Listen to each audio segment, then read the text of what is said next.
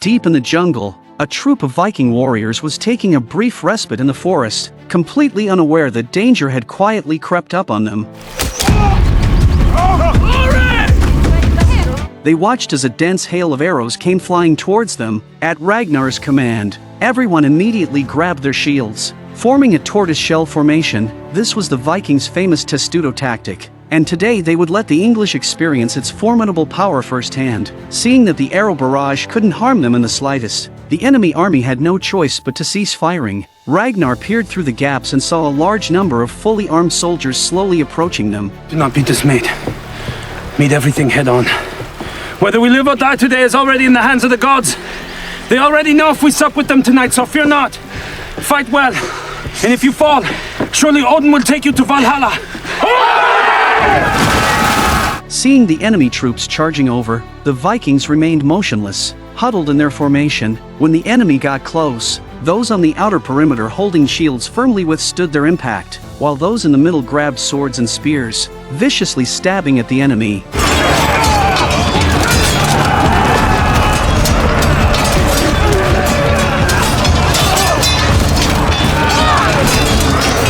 Unfortunately, there were simply too many foes. King Horik's side could not hold up much longer. Ragnar hurriedly dispatched Athelstan and others to go provide relief, but Athelstan also got caught in the fierce battle. Seeing this, Ragnar had no choice but to send Floki to support the king, while he himself broke out of the formation to help Athelstan.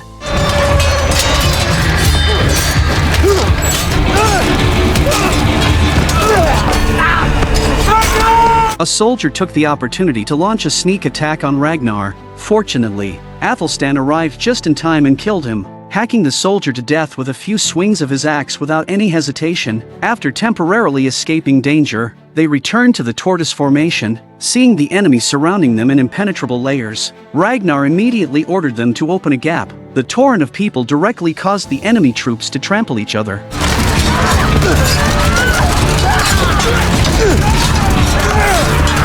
The enemy had become turtles in a jar, fish on a chopping block. This battle ended with the Vikings' total victory. Everyone cheered with unbridled joy, their voices resounding through the entire forest. Ragnar handed the arm ring symbolizing a warrior to Athelstan, representing his recognition of him. While interrogating the prisoners of war, Ragnar learned that this was not the kingdom of Northumbria. Fierce storms had blown them off course, bringing them to another of England's 7 kingdoms, Wessex. The king was the renowned Egbert. When Ragnar asked Athelstan how famous Egbert was, this was Athelstan's reply: that he is just like you. It seemed conquering this place would not be as simple as imagined. Before long, an English soldier arrived at a bathhouse, and the person inside was none other than Egbert, King of Wessex. Forgive me, sire, but the Northmen have come ashore in Wessex. They've defeated a large force of our men. They're here.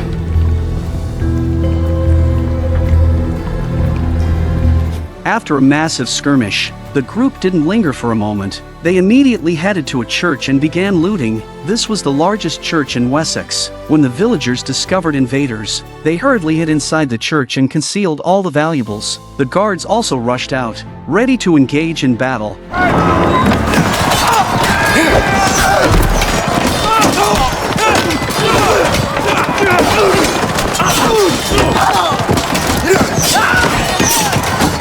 But they had underestimated the Vikings' combat strength. Without any suspense, the Vikings slaughtered this group of guards without losing a single man.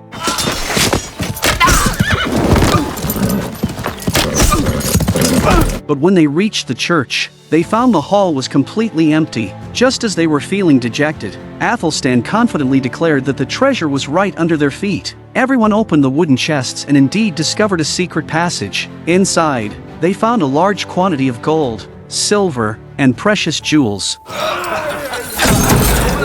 How did you know? It is a Christian habit to bury the bones of the revered dead beneath the altar. After finishing their plunder, the group found people hiding in the storeroom at the back. King Horik grabbed a priest. To demonstrate that the Vikings' gods were supreme, he ordered his men to strip the priest naked and wantonly humiliate and torture him.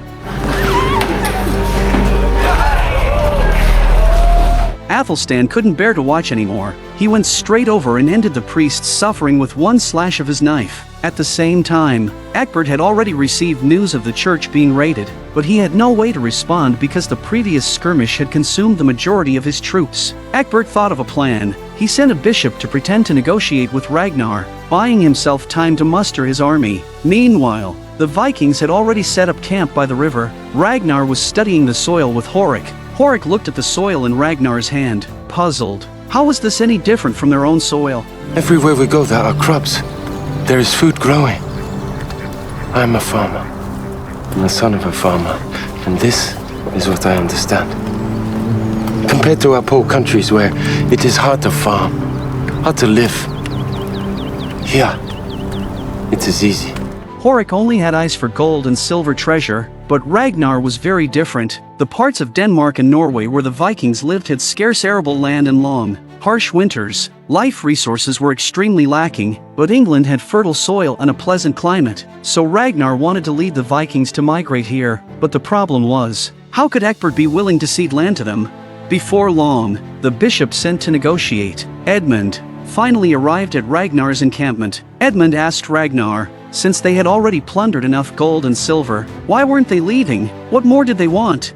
Ragnar didn't waste words with him. If you want us to leave, it's simple, it depends on how much sincerity your king shows. Or we could just not leave and live here as your neighbors in harmony. As soon as Edmund heard live in harmony, he immediately wanted to go back and report to Egbert, but just as Edmund turned to leave, Horik told him to wait a moment. Then Horik stepped forward and killed the official who had come with Edmund with one chop of his axe. Horik's action was meant to make Egbert understand just how savage the Vikings were, while Ragnar was feeling complacent. He was completely unaware that his rear base was about to be raided. The scene shifts to Borg, who was currently mustering troops to launch a surprise attack on Ragnar's territory. After being played by Ragnar last time, Borg had been holding a grudge, so he vowed to conquer every inch of Ragnar's land. Before long, 5 ships fully loaded with elite warriors grandly sailed into the Kattegat Strait. Who are they? I think I can guess. Go back to the town. Find anyone who can fight. Anyone who can hold a weapon. We're under attack. But those left behind in the village were just the old, weak, women and children. This was clearly a battle doomed to fail. A slog giving birth to a son should have been a joyous occasion, but when Siggy held the baby, she was stunned. The child's right eye had a strange mark from birth, resembling a white adder, to commemorate her father. A slog named her youngest son Sigurd. I'm sure you've already guessed that this baby is the man who would become known as Sigurd Snake in the Eye. Right after Sigurd's birth, the tribe faced a huge crisis. Borg approached their territory with his fleet of ships, signaling that a massive Viking civil war was about to erupt. Rollo knew full well this was a battle they were doomed to lose, because the tribe's young warriors had all gone west with his brother Ragnar. Now the village was full of the old, weak, and infirm, but Rollo didn't give up resistance. He first made arrangements for Ragnar's wife and children, having Siggy take them to hide in the mountains behind the village. He then led all the villagers who could wield weapons to take up defensive positions. Jump ship!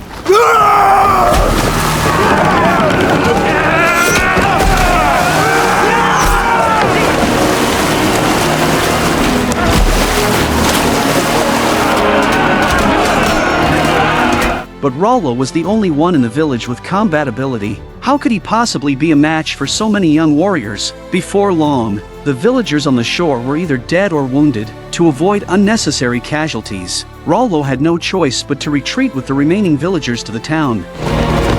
That's right, Rollo! Run! Run like you always do.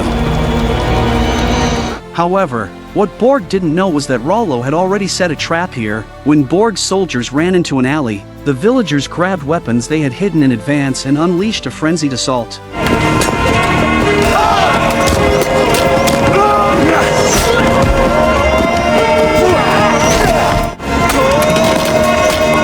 Although the villagers killed quite a few Viking warriors, in the face of such fierce opponents, they were like a mantis trying to stop a chariot. Rollo was prepared to fight to the death, but an elder stopped him. Your first duty is to try and save the sons of Ragnar.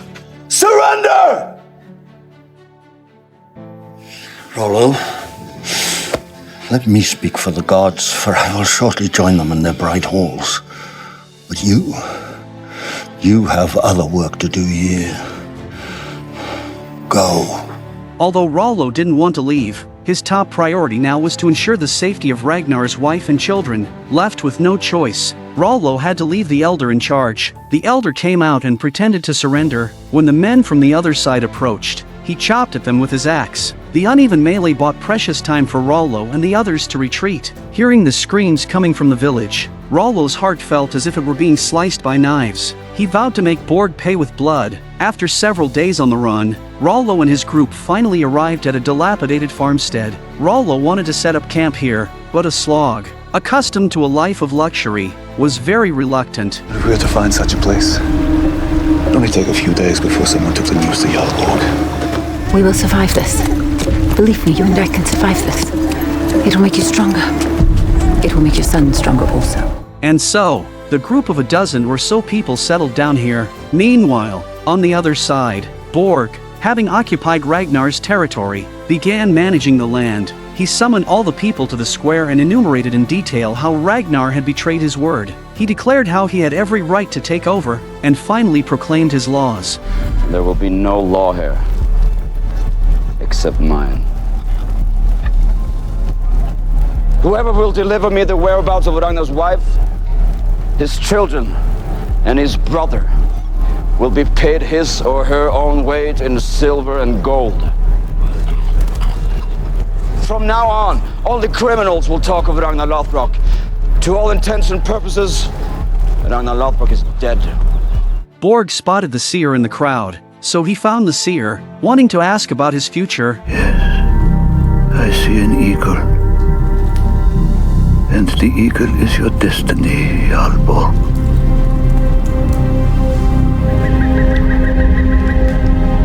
Borg thought the eagle represented a good omen, so he left happily. Little did he know, what awaited him would be the most horrific death in Viking history. I've never seen a man treat his wife so rudely. Lagertha didn't want to be intimate with him. Sigvard angrily shoved Lagertha away and even pressed her down on the bed like a beast. But what Sigvard didn't know was that before marrying him, Lagertha was the most famous shield maiden among the Vikings.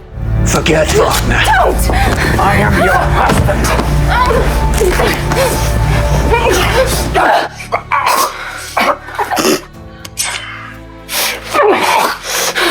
Don't ever treat me like your whore. I'm your wife. I am not your whore.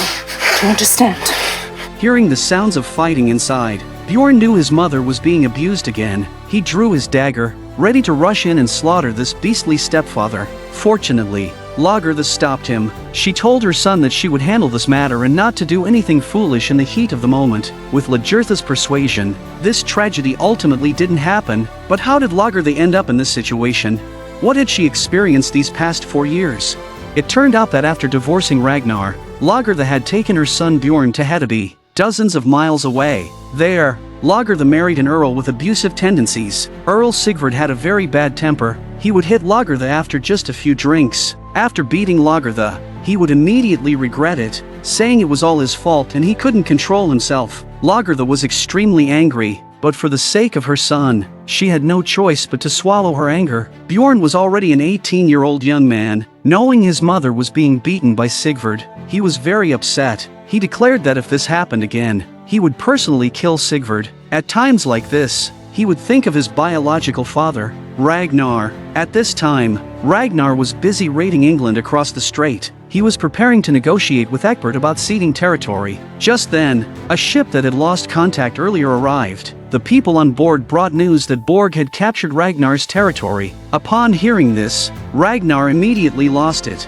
Land and treasure weren't important, his wife and children were the most important, so he packed his bags overnight, ready to return the next morning. But Horik was unwilling to leave. He still wanted to get some benefits from Egbert. Since Horik didn't understand English, he wanted Athelstan to stay. After consulting Athelstan, Ragnar set off the next morning to return and find his wife and children and reclaim his territory. But unexpectedly, they encountered another storm on the way back. By the time they reached Floki's house, 2 of Ragnar's 4 ships were left. Ragnar learned from Floki's girlfriend Helga that his wife and children were hiding on a small farm. Ragnar couldn't even rest and went straight there. After the family was reunited, Ragnar took his 2 sons by the hand and came to Aslog's side. When he held his infant son, He discovered his right eye was a snake eye. A slog said it was some kind of curse, but Ragnar didn't think so. He felt it was a gift, not a curse. The gods had left a mark on him, indicating he would accomplish great things in the future. At night, while Ragnar was being intimate with a slog, Rollo interrupted them. The brothers went to the door to discuss retaking the territory, since they had lost the fighting strength of 2 more ships in the storm. Their small group obviously couldn't contend with Borg. Their only hope was to wait for King Horik to return from England and join forces with him. Maybe then they would stand a chance. But what he didn't know was that news of Ragnar's departure quickly reached Egbert's ears. What was there to negotiate? The enemy had directly lost half their forces, and his army had finished gathering. The scales of victory had tipped completely to one side. So while Athelstan and the others were out hunting, Egbert's troops launched a sneak attack on Horik's forces.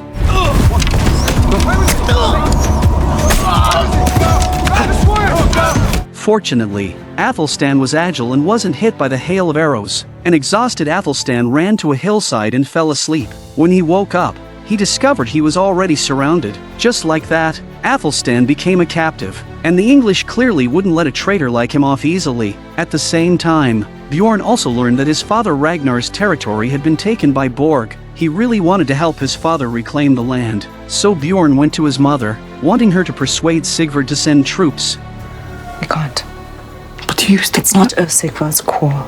Why should he fight to restore Ragnar's lands? You could ask him.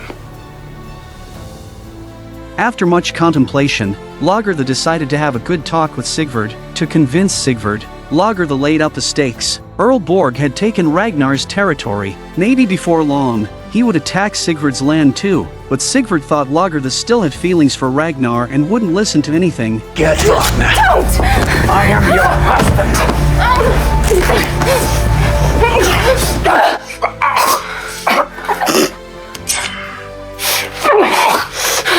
Don't ever treat me like your whore. I'm your wife. I am not your whore. Do you understand?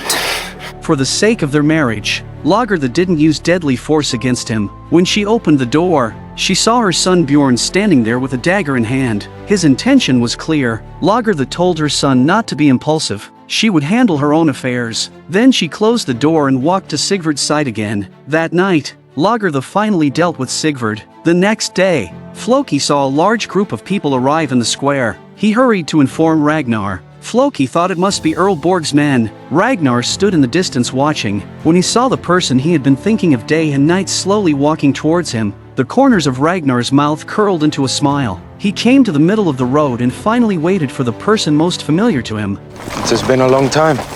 Hello, Ragnar. I heard of your troubles. I brought these warriors to help you. And you are? I'm just... Ragnar had imagined thousands of scenarios of meeting his son, but he never thought it would ultimately be in such a destitute manner.